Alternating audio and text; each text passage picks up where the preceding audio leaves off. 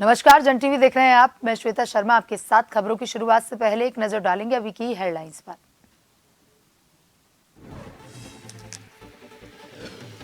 CM Dhami की अध्यक्षता में भाजपा की प्रदेश कार्य समिति की बैठक आज। सीएम धामी, केंद्रीय मंत्री खट्टर, प्रभारी और अध्यक्ष रहेंगे मौजूद। चुनावों में मिली जीत और विधानसभा उपचुनावों में मिली हार की होगी समीक्षा। दिल्ली के केदारनाथ मंदिर पर तीर्थ पुरोहितों में नाराजगी। सनातन धर्म की परंपराओं का उल्लंघन। तीर्थ पुरोहितों ने शुरू किया धरना। कांग्रेस ने भी खड़े किए सवाल।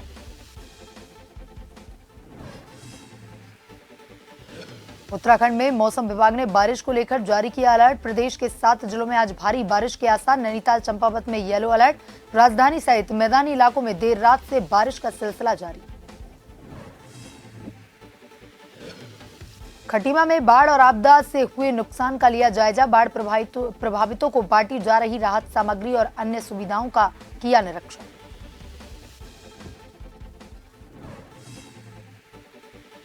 उत्तराखंड के कई इलाकों में आज भी सड़कों की दरकार। चंपावत में बरसात से बंद हुए रास्ते के कारण बीमार बुजुर्ग को 10 किलोमीटर तक पैदल ही डोली पर लाया गया। बरसात ने खोली विभाग की कार्य प्रणाली की पोल।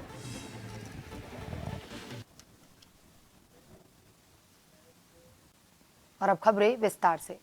खबर देहरादून से है, जहां पर भाजपा की आज देहरादून में प्रदेश कार्य समिति की बैठक होगी। बैठक में लोकसभा चुनावों में मिली जीत जबकि विधानसभा उपचुनावों में मिली हार की समीक्षा की जाएगी। निकाय और पंचायत चुनावों की रणनीति पर भी मंथन किया जाएगा। संगठनात्मक चुनावों का खाका तैयार किया जाएगा। पार्टी के 1350 से भी अधिक पदाधिकारी इस बैठक में उपस्थित रहेंगे।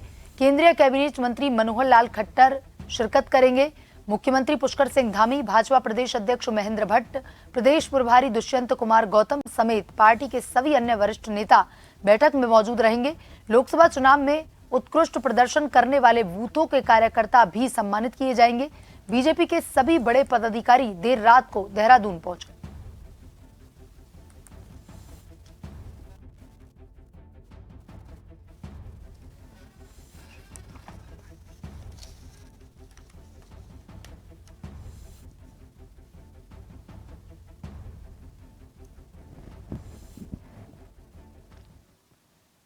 और इसी खबर पर ज्यादा जानकारी के साथ हमारे संवाददाता शैलेंद्र कुमार पांडे हमसे लाइव जुड़ चुके हैं। शैलेंद्र, आज बीजेपी कार्य समिति की बैठक देहरादून में आयोजित की जा रही है। सबसे पहले अगर बात करें कि लोकसभा चुनावों की, तो लोकसभा में बीजेपी भारी बहुमत के साथ पांचों की पांचों सीट जीतकर उत्तराखंड में अपनी सरकार बनाई। लेकिन अगर उपचुनावों की बात करें तो यहां पर बीजेपी को तगड़ा ही झटका लगा है। तो इस बैठक के क्या कुछ मायने निकाले जा रहे हैं? श्वेता, बता दें कि बीजेपी कार्य समिति की यह बैठक हर 3 माह पे होती है और ये बैठक बहुत महत्वपूर्ण है। लोकसभा चुनाव के बाद ये बैठक हो रही है और इसमें लोकसभा चुनाव में जहां बीजेपी ने तीसरी बार 5 सीटें जीतकर हैट्रिक बनाई थी, वहीं अभी जो 10 तारीख को उपचुनाव हुए थे, दोनों उपचुनाव में 13 तारीख को रिजल्ट आया था, उसमें बीजेपी की करारी हार हुई है। ये सब लेकर के संगठन और बीजेपी के तमाम जो बड़े पदाधिकारी हैं, ब्लॉक लेवल से लेकर प्रदेश स्तर तक करीब 1350 से अधिक पदाधिकारी इसमें शामिल होंगे, जिसमें मुख्यमंत्री पुष्कर सिंह धामी एक सहित केंद्रीय मंत्री खट्टर सहित जो बीजेपी के 5 सांसद हैं सभी मौजूद हैं, प्रदेश प्रभारी मौजूद है, सब प्रभारी मौजूद है। तो इसमें इस चीज पर मंथन होगा कि आगे बीजेपी की रणनीति क्या होगी, क्योंकि आने वाले समय में बीजेपी यहाँ उत्तराखंड में निकाय चुनाव है। निकाय चुनाव में बीजेपी की क्या रणनीति होगी। जो उपचुनाव में बीजेपी दोनों सीट हारी है, इस पर मंथन होगा कि ये चुनाव क्यों हारे और आगे इस तरह की गलती न हो कि निकाय चुनाव में बीजेपी को कोई लॉस न उठाना पड़े। तो क्या इसके लिए रणनीति तय की जाएगी, इस पर पूरा मंथन होगा। साथ ही लोकसभा चुनाव में जो बूथ स्तर पर जो इन्होंने बूथ अध्यक्ष को बनाया था, जिन्होंने अच्छे प्रदर्शन किए थे, आज उनको सम्मानित भी किया जाएगा। तो कुल मिलाकर के अगर कहा जाए तो बीजेपी आज आगे की रणनीति पर विचार मंथन करेगी कि किस तरह पार्टी और संगठन को मजबूत किया जाए, ताकि जो आने वाला निकाय चुनाव है या केदारनाथ विधानसभा है, वहां भी ये सीट खाली हुई है, तो जो उपचुनाव होंगे उसमें किस तरह पार्टी को जीत दिलाई जाए, इस चीज को लेकर के आज मंथन किया जाएगा। जी शैलेंद्र, तमाम जानकारी के लिए धन्यवाद। उत्तराखंड में मंगलोर और बद्रीनाथ विधानसभा उपचुनाव में कांग्रेस की जीत पर कांग्रेसियों ने महाराणा प्रताप चौक पर एकत्रित होकर के जश्न मनाते हुए मिष्ठान का वितरण किया। इस दौरान कांग्रेस के नेताओं ने उपचुनाव के परिणामों को भाजपा सरकार की जनविरोधी नीतियों का परिणाम बताया। कांग्रेस महानगर अध्यक्ष मुशर्रफ हुसैन की अगुवाई में तमाम कांग्रेस के कार्यकर्ता महाराणा प्रताप चौक पर एकत्रित हुए। कांग्रेसियों ने मंगलोर और बद्रीनाथ विधानसभा सीट के उपचुनावों में कांग्रेस पार्टी की जीत पर खुशी व्यक्त करते हुए मिष्ठान का वितरण किया। और इस दौरान कांग्रेस नेता अर्पित मल्होत्रा ने कहा कि जाति और धर्म के नाम पर राजनीति करने वाली भाजपा का घमंड एक बार फिर चूर हो गया।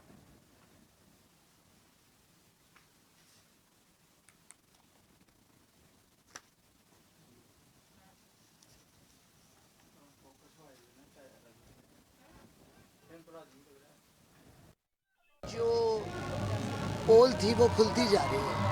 कितना कुछ कहा गया, राहुल गांधी को उल्टा सीधा बोला गया, कांग्रेस को उल्टा सीधा बोला गया, इंडिया गठबंधन को उल्टा सीधा बोला गया, लेकिन आपने देखा कि गठबंधन इतनी अच्छे से मैनेज करता चला गया और आपस में एक दूसरे से तालमेल बैठाकर इतनी सारी सीटें लेकर आया। और दूसरी बात यह है कि जो अब जितने भी उपचुनाव हो रहे हैं उसमें इंडिया गठबंधन कांग्रेस बहुत अच्छा कर रही है। उपचुनावों में जो इंडिया गठबंधन को भी कह सकते हैं, पर विशेष तौर पे कांग्रेस पार्टी ने जो जीत हासिल की है वह जनता जो केंद्र सरकार में लगातार 10 साल से चल रहा है और उसके बाद भी अब ये इनके वो बैठ गए हैं। जनता समझ चुकी है कि इनको केवल सीट पे बैठना है और लोकतंत्र से देश को नहीं चलाना है। कहीं ना कहीं उनका जो कार्य करने की कार्यशैली, कार्य करने का तरीका है वो तानाशाहपूर्ण है। वो हमने पहली संसद में देखी। खुशी की बात है हम सबके लिए आज कांग्रेस की सीट पूरे महत्वपूर्ण वोटों के साथ आई है और जो हम बोलते थे बदलाव चाह रहे हैं लोग, ये आपके सामने प्रदर्शन नहीं है, ये आपके सामने पूरा प्रूफ है कि अब बदलाव हो रहा है। लोग कांग्रेस के प्रति अपना विश्वास प्रकट कर रहे हैं और उन्हें वोट देके जिता रहे हैं, क्योंकि झूठ से बहुत कम टाइम तक आप छुपा सकते हो सच, पर ज़्यादा टाइम तक नहीं। मैं बद्रीनाथ और मंगलौर दोनों प्रत्याशी को बहुत बहुत धन्यवाद, शीर्ष नेतृत्व का बहुत बहुत धन्यवाद देना चाहता हूँ। कठुआ में आतंकियों के हमले में शहीद हुए उत्तराखंड के 5 जवानों के शहीद होने पर पूर्व सैनिकों ने श्रद्धांजलि सभा का आयोजन कर कैंडल जलाकर के शहीदों को नमन किया। अखिल भारतीय पूर्व सैनिक सेवा परिषद के जिला अध्यक्ष नंदन सिंह के नेतृत्व में चक्की मोड़ रामलीला मैदान में कैंडल जलाकर के शहीद हुए जवानों को श्रद्धांजलि दी गई। श्रद्धांजलि सभा के दौरान वक्ताओं ने कहा कि आतंकियों की कायरतापूर्ण हरकत का सरकार को मुंहतोड़ जवाब देना चाहिए।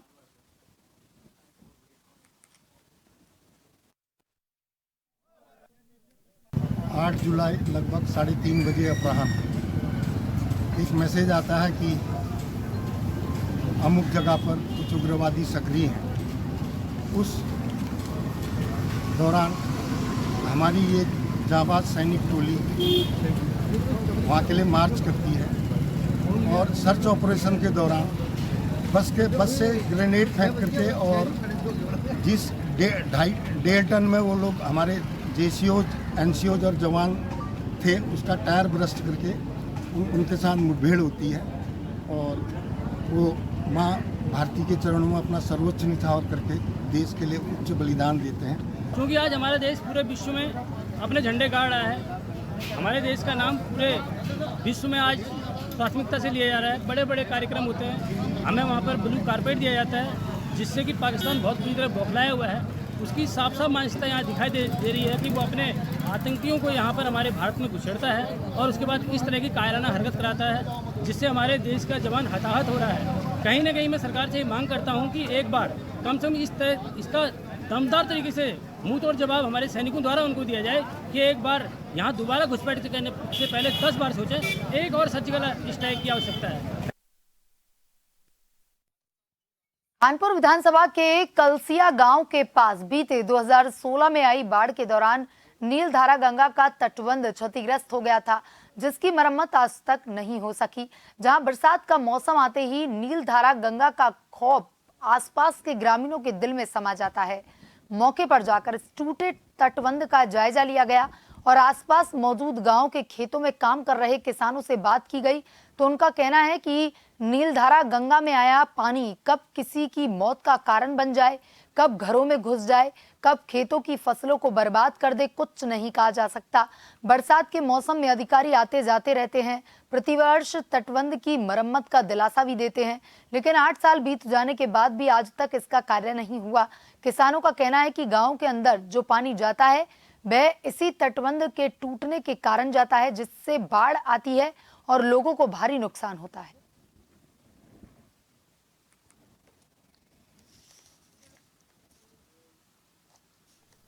में पानी जब है केवल बांध के टूटने से ही जा, इससे बाढ़ आती है, नुकसान होता है।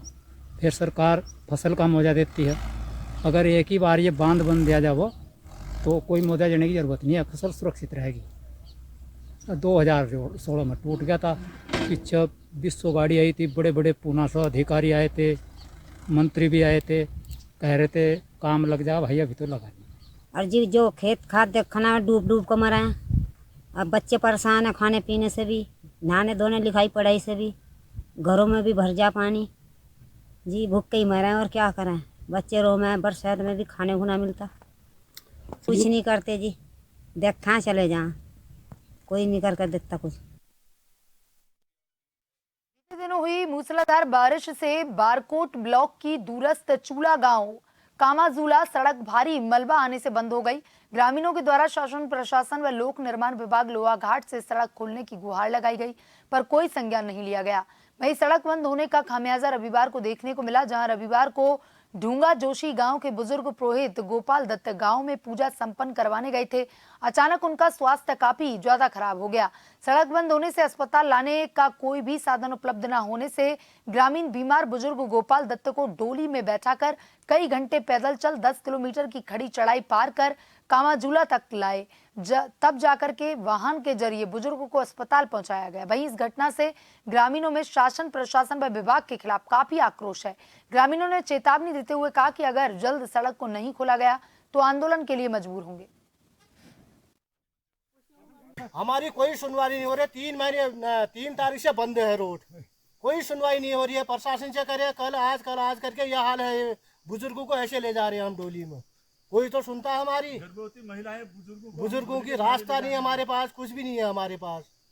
ये हाल है हमारे गांव के, गांव में आदमी नहीं। नाथ मंदिर बनाने और उसके उद्घाटन पर उत्तराखंड में केदारनाथ धाम के पंडा पुजारी और आम लोग तो विरोध कर ही रहे हैं।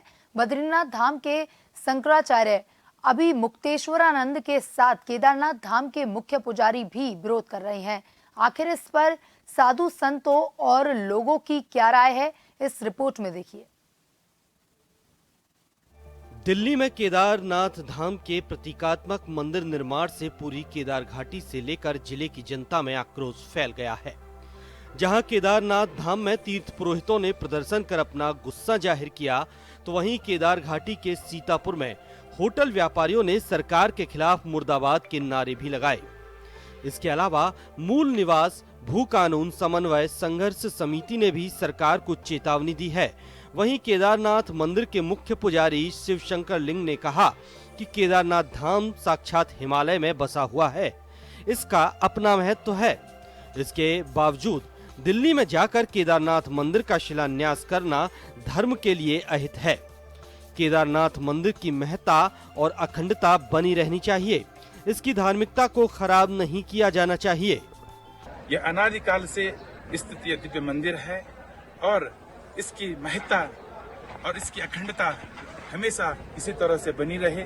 भगवान श्री केदारनाथ जी सबको सद्बुद्धि दें और उनका कल्याण करें। जो दिव्य स्थान है उसका किसी तरह से भी धार्मिकता को इसकी खराब न करें और यहाँ की महत्ता को बना के रखें। जहां एक और केदारनाथ धाम में तीर्थ पुरोहितों, व्यापारियों और स्थानीय लोगों ने प्रदेश सरकार के खिलाफ धरना प्रदर्शन किया, तो वहीं केदार घाटी के सीतापुर में केदार घाटी होटल एसोसिएशन के बैनर तले व्यापारियों ने सीएम धामी मुर्दाबाद के नारे भी लगाए। एसोसिएशन के अध्यक्ष प्रेम गोस्वामी ने कहा कि दिल्ली में भगवान केदारनाथ के प्रतीकात्मक मंदिर निर्माण से केदार घाटी की जनता में आक्रोश बना हुआ है। धामी सरकार की गलत नीतियों के खिलाफ जोरदार प्रदर्शन किया है। सरकार केदार घाटी के जनमानस की आस्था के साथ खिलवाड़ कर रही है। माननीय मुख्यमंत्री जी हमारे इस धाम को यहाँ से उठा के दिल्ली में स्थापित करना चाह रहे हैं, तो ये पूर्णतः हमारे शास्त्र विरुद्ध है, हमारे सनातन विरुद्ध है। इसका पूरा केदार घाटी होटल एसोसिएशन, केदार घाटी की जनता, तीर्थ पंडा पुरोहित समाज इसका घोर विरोध करता है। माननीय मुख्यमंत्री जी को यहाँ की जो अव्यवस्थाएं हैं उन पे ध्यान देना चाहिए, न कि इस तरह के धर्म विरोध कार्य करने चाहिए। इधर मूल निवास भू कानून समन्वय संघर्ष समिति ने भी केदारनाथ मंदिर निर्माण को लेकर अपनी प्रतिक्रिया व्यक्त की है। समिति के संयोजक मोहित डिमरी ने कहा कि बाबा केदार के नाम से हम सभी की पहचान है और आज इसी पहचान को खत्म करने की साजिश हो रही है। इसे किसी भी सूरत में बर्दाश्त नहीं किया जाएगा, इसका कड़ा विरोध किया जाएगा। हम सभी उत्तराखंड वासियों की पहचान केदारनाथ मंदिर से है। हम सभी को बाबा केदार की भूमि में रहने वाले लोगों के रूप में जाना जाता है, पूरे देश ही नहीं विश्व में। और आज इस बात का बहुत ही दुख हो रहा है, बाबा केदार का मंदिर दिल्ली में बनाया जा रहा है। केदारनाथ की जो पहचान है, जो हमारी अपनी सांस्कृतिक, जो हमारी अपनी धार्मिक धरोहर है, उसको बचाने के लिए हम सभी को एक स्वर में आवाज़ उठानी है, ताकि आने वाले समय में कोई भी इंसान इस बारे में सोच भी ना सके कि हम भगवान से ऊपर हैं और इनका निर्माण हम कहीं भी कर सकते हैं। मामले में भाजपा जिला अध्यक्ष महावीर पवार ने कहा कि दिल्ली में केदारनाथ मंदिर का विरोध करना दुर्भाग्यपूर्ण है। केदारनाथ धाम रुद्रप्रयाग जिले में स्थित है। यहाँ भगवान शंकर 11वें ज्योतिर्लिंग के रूप में पूजे जाते हैं। दिल्ली में बन रहा मंदिर सिर्फ प्रतीकात्मक है। इससे सनातन धर्म का प्रचार प्रसार तेजी के साथ होगा। उन्होंने कहा कि बाबा केदारनाथ धाम की कॉपी करना मुश्किल है। वर्ष 2015 में तत्कालीन मुख्यमंत्री हरीश रावत और तत्कालीन BKTC अध्यक्ष गणेश गोदियाल ने मुंबई के बसई में बद्रीनाथ मंदिर निर्माण का शिलान्यास किया था, लेकिन उस समय भाजपा ने इसको लेकर कोई विरोध नहीं किया। और आज जब धर्म का प्रचार करने को लेकर दिल्ली में केदारनाथ धाम का प्रतीकात्मक मंदिर निर्माण किया जा रहा है, तो कांग्रेस को हजम नहीं हो रहा। दिल्ली में मंदिर बनने का जो विरोध कांग्रेस के द्वारा किया जा रहा है तो बहुत ही दुर्भाग्यपूर्ण है।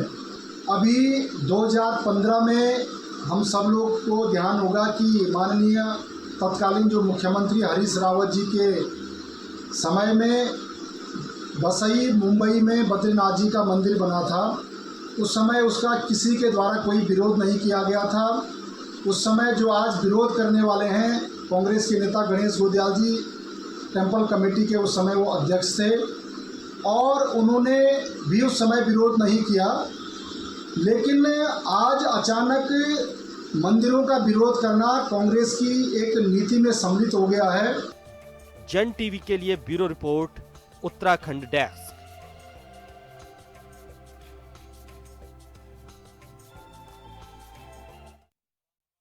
लोहाघाट के कालेसन के देवी मंदिर में मां महामाया भगवती एवं मां महाकाली की भव्य शोभा यात्रा निकलने के साथ यहां चल रहे 4 दिनी देवी महोत्सव का समापन हो गया। यहां देव डांगरों ने गंगा स्नान कर मंदिर परिसर में पारंपरिक रूप से देव गद्दी लगाकर श्रद्धालुओं को अपना आशीर्वाद दिया, जिसे पाने के लिए यहां गंगनोला, नसखोला, गल्ला गांव, किमतोली आदि गांवों के सैकड़ों लोग पहुंच गए तथा देर तक विभिन्न लोक देवताओं ने श्रद्धालुओं को अपना आशीर्वाद देने का क्रम जारी रखा। दिन में यहां पारंपरिक रूप से कन्या पूजन किया गया, जिसमें देवी स्वरूप कन्याओं का पूजन कर उनका आशीर्वाद प्राप्त किया गया। यहाँ ऐसी मान्यता है कि इस स्थान में महामाया मां भगवती अपने विभिन्न रूपों में भक्तों को अपने दर्शन देती हैं। मां भगवती की शोभा यात्रा के साथ उनके रथ को कंधा देने वालों की होड़ लगी रहती है। वहीं देवी रथ यात्रा के पीछे महिलाओं के द्वारा मां के जयकारे लगाए जा रहे थे। देवी रथ यात्रा के मंदिर पहुंचने के बाद मंदिर परिसर में विशाल मेले का आयोजन किया गया।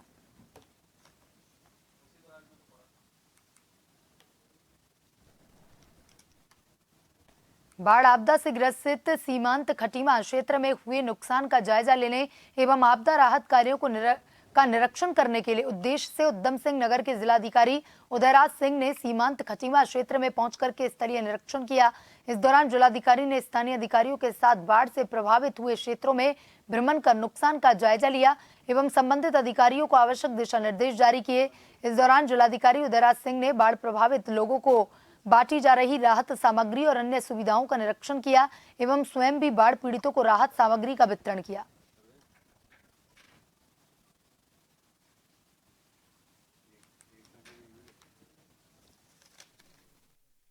कई काम एक साथ हो रहे हैं साइमल्टेनियसली।